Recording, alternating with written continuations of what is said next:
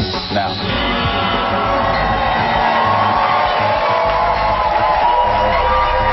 Welcome again, sports fans. ESPN's 2-minute drill. We're in the first round game of our summer-long tournament. The winner in this will win at least $5,000. That's the guaranteed prize.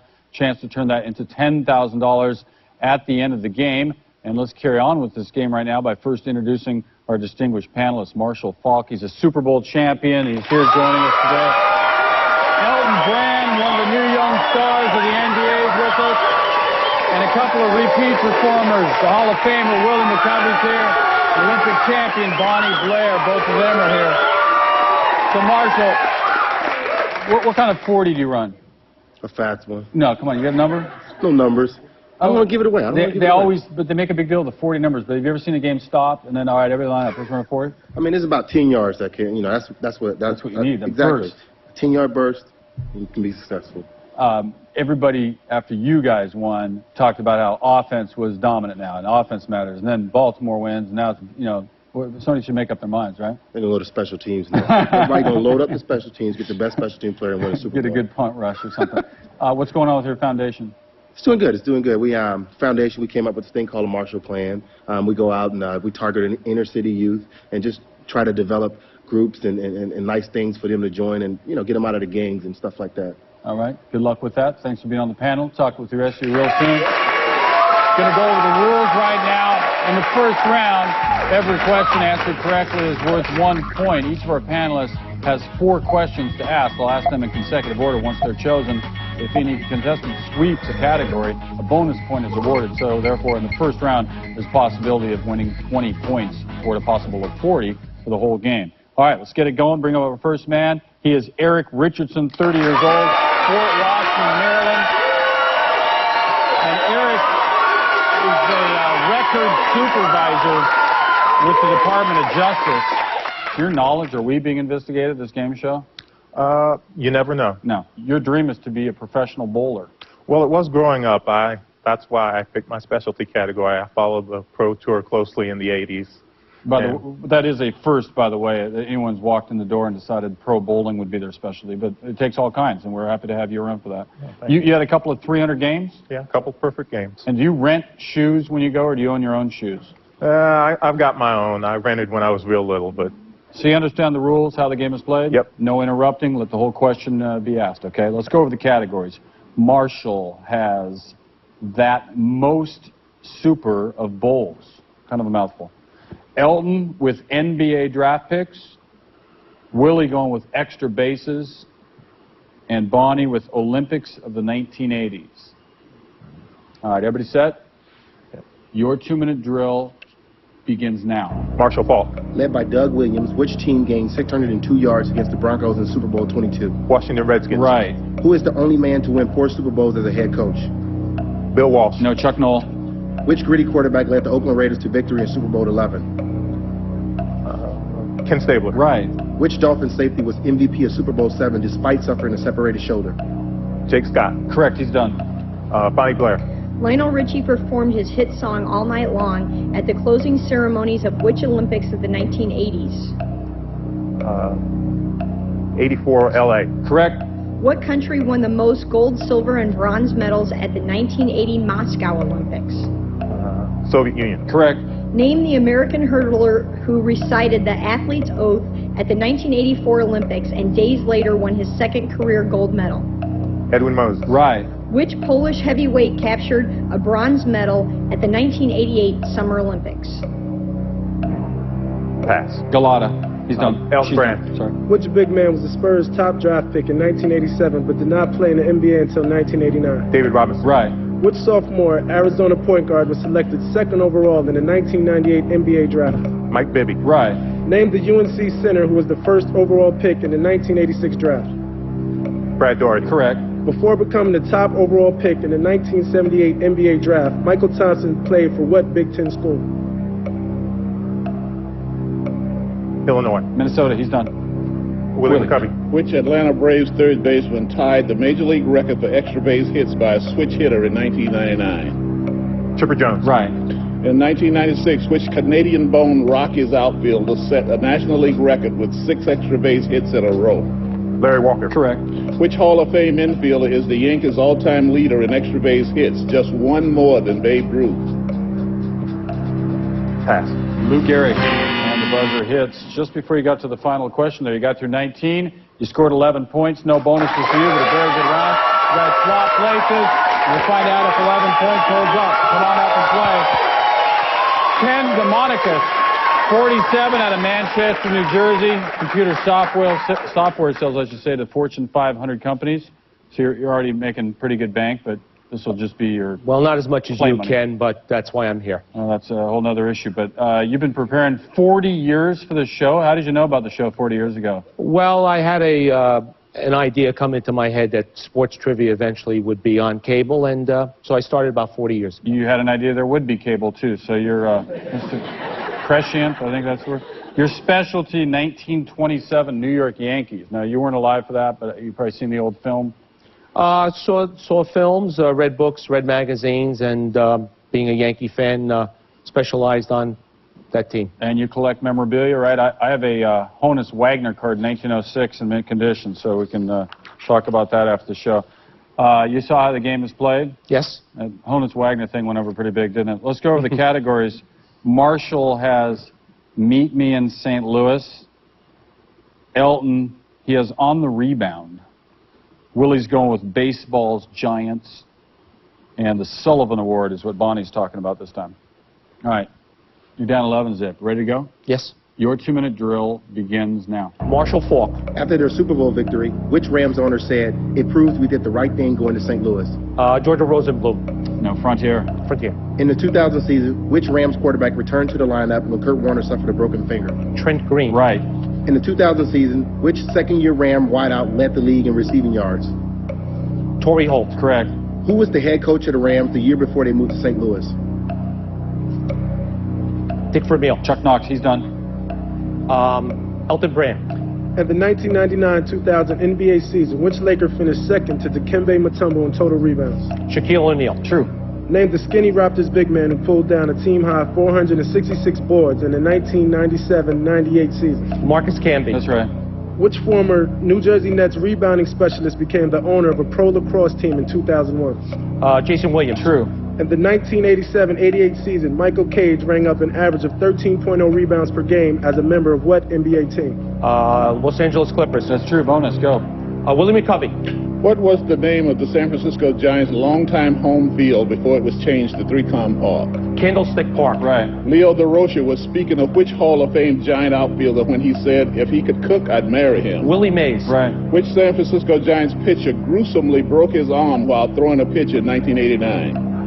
Dave Trevecki. Right. Name the New York Giants first baseman who hit .401 in 1930. Bill Terry. True. He's done. Bonnie Blair plays. Which University of Michigan pitcher overcame a disabled right arm to win the 1987 Sullivan Award? Jim Abbott. Right. Mike Powell took home the 1991 Sullivan Award for his record-breaking performance in what track and field event? The 100 meters. No, long jump. In 1998, which Tennessee standout became the first female basketball player to win the Sullivan Award? Pass. Holtzclaw. Which female swimmer won a record 48 national championships and the 1978 Sullivan Award? Donna DeVerona. Tracy Calkins. You couldn't get that, but you at least got through to all the questions. You get 2 bonus points because you got everything from Willie, everything from Eldon. Track them on. You're into the lead after the first round of play. You can stay right there. So apparently you weren't kidding around. You really did study for this. You had it down pretty well. Thank you. Okay. And I still call 3Com Candlestick, by the way. We're coming right back for the second round of the 2-minute drill. Find out who carries on to win $5,000. ESPN's 2-minute drill is brought to you by Original Coors. Nothing beats an original. To play along with tonight's 2-minute drill, log on to Enhanced TV at ESPN.com now.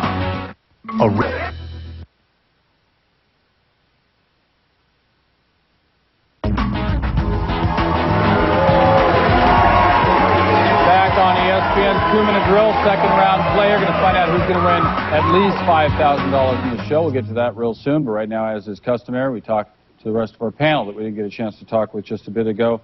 Elton, when you were in your first year, the team was sending out a lot of notice to get you some publicity. Since the team was down a bit, they, hey, make sure you know about this one guy. I mean, They're sending us crap every week, and it was actually quite annoying. And I didn't even have a vote, but let me know. I would have voted for you had I had a vote. Good start to your career. Thanks.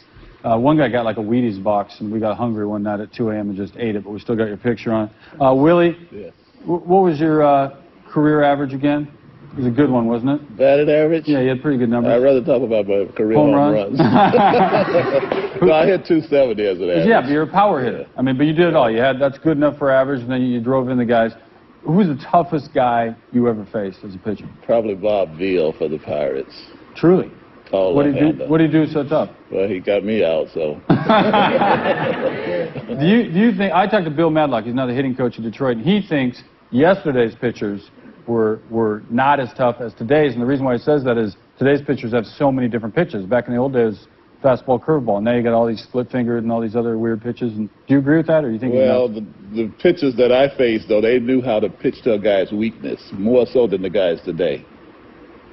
They just try to throw strikes now, but they really worked on a guy's weakness when I was playing. Well, you were certainly successful enough. We again appreciate you coming back a second time. And Bonnie Blair back with us yet again.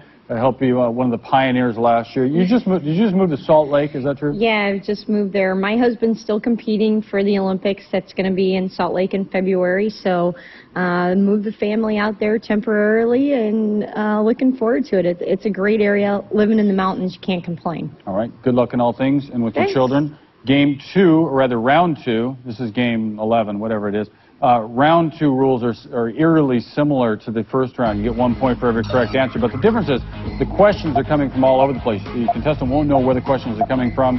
He or she will know those questions have something to do with sports. The winner gets $5,000, and in the third round, the question of great significance will be asked. That question is answered correctly. The $5,000 is doubled into $10,000. All right, under the NAFTA agreement, Eric, the second place player starts first in round 2. That's you. You're down now 11-13. You're right in the game. You know, you're not too far back, and we're still holding out hope to hear that pro bowling question if indeed you get that far. All right, you set to play? I'm ready. All right. Panel, your 2-minute drill begins now. Which basketball coach took over head coaching duties at Fresno State in 1995? Jerry Tarkanian. Right. In 2001, which Minnesota governor debuted as a commentator for XFL football? Jesse Ventura. True. Cubs second baseman Ryan Sandberg had a nickname that sounded just like the name of what African horned beast? Pass. Rhino.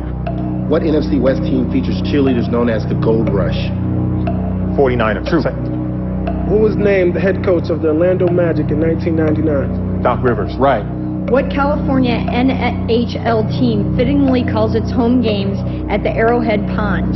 Anaheim Mighty Ducks. Right. In 1979, which bruising Oilers running back won the NFL MVP award? Earl Campbell. True. Name the Cardinals pitcher who threw 5 straight shutouts in 1968.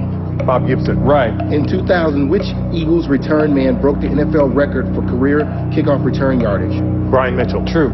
Which South African golfer won the British Open in the 1960s, 50s, 60s, and 70s? Gary Player. Right. Which Minnesota Twins retired in 1996 with 10 consecutive All-Star appearances to his credit? Kirby Puckett. Right. Where did women's basketball star Cheryl Miller graduate from college? Southern Cal. With a team batting average of .230, what 1906 pennant-winning club was known as the Hitless Wonders? Chicago Cubs. White Sox. Which Phoenix Suns guard scored 53 points in an NBA game in January 2001? Pass. Tony Delk. In April 2001, which princely featherweight suffered his first professional defeat at the hands of Marco Barrera? Prince. Pass. Nassim Hamed. You almost had it. Name the Buccaneers quarterback who went down with the broken clavicle in 1999. Trent Dilfer. Correct. Right at the buzzer. Good man. You went from 11 points on up to 23. Very good round. You're into the lead. See if it sticks as we trade places. Ken Zimonikis comes back up. And during the break, Ken corrected me that Honus Wagner card, I was wrong. My card's actually 1909. Thank you for pointing that out. So it'll actually go for more money since it's authentic. You saw what's going on here. Questions come from all over the place, but still same deal. Just answer and try to be correct, okay? Thank you. Yes. You're down 23-13. Okay. Your 2-minute drill begins now. What is the official nickname of the Michigan State football team? Spartans. Sure. Which tennis player captured his 7th Grand Slam singles title at the 2001 Australian Open? Pete Sampras. Agassi. What Division I men's basketball team won its 3rd NCAA championship in 2001? Duke University. Right.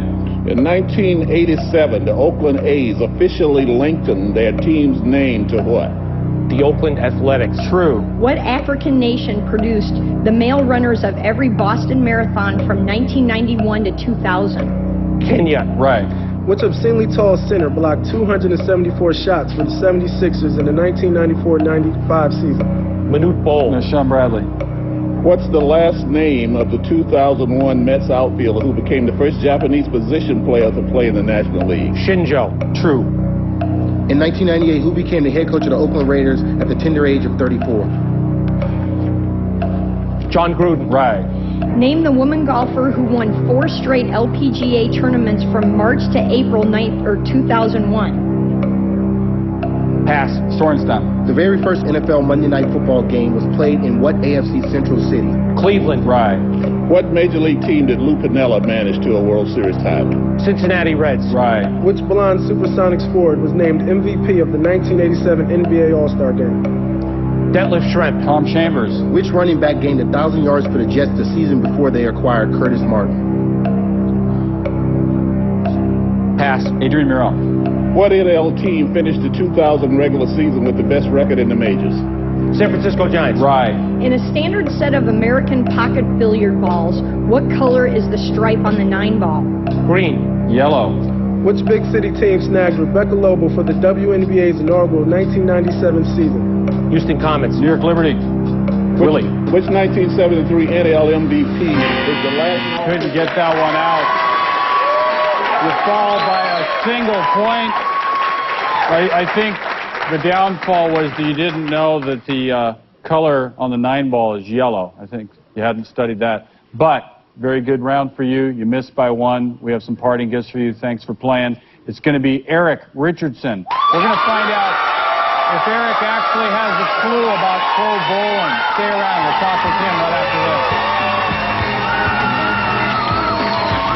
Here's the answer to tonight's Saturn 2-minute drill trivia question.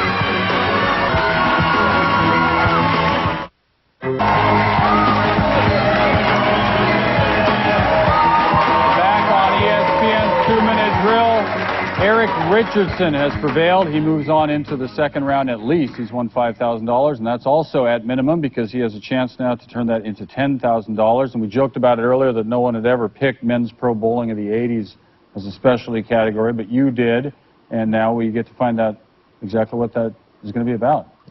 Feeling pretty comfortable about the whole deal? I'm pretty comfortable. You know, Earl Anthony's from Tacoma, Washington. That's my birthplace, so it could have been me getting $5,000 out of this show. Instead, it's you. You feel like you've studied your men's bowling of the 80s? Have you read every last manual possible? As much as I can, and I'm remembering shows that I saw during the 80s. What's your average when you go bowl? Around 200. All right, you're going to have to be better than that. We're coming right back to find out if he really knows men's pro bowling of the 1980s for $10,000.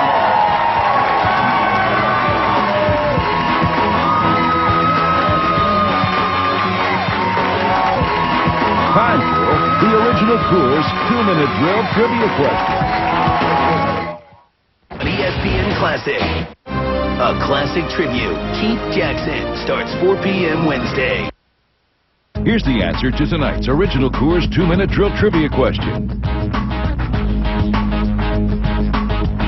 ESPN's 2-minute drill is brought to you by Original Coors. Nothing beats an original. And by Saturn. Now with 2 distinctively different car lines, the L Series and S Series.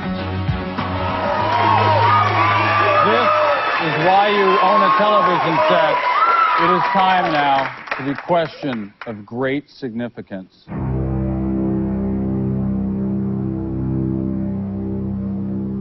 Pretty cool ride, huh? I gotta think that brothers everywhere are happy that bowling has finally been represented. Right? I'm just saying. Mike Albee did a very good job of knocking down pins with the ball in 1989.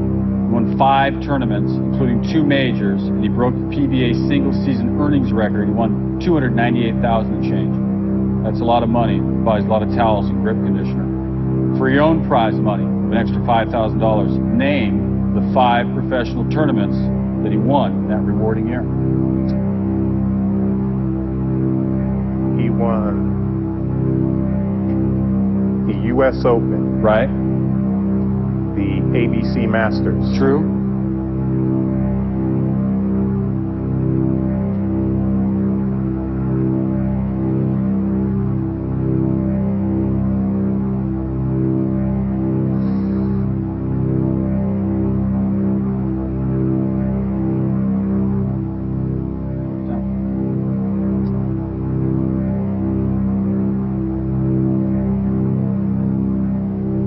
What time's your flight, Marshall?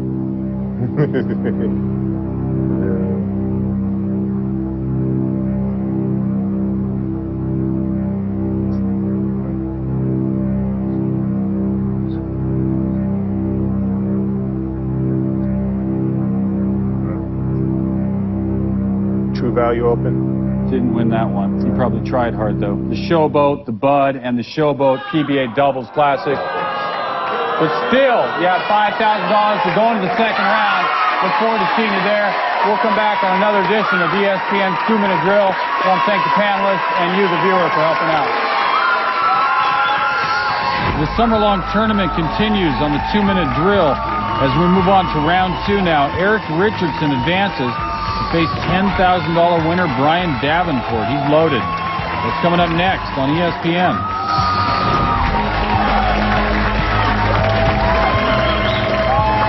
Another chance to play along with 2-Minute Drill. Log on to ESPN.com now for enhanced TV. Another episode of ESPN's 2-Minute Drill is next.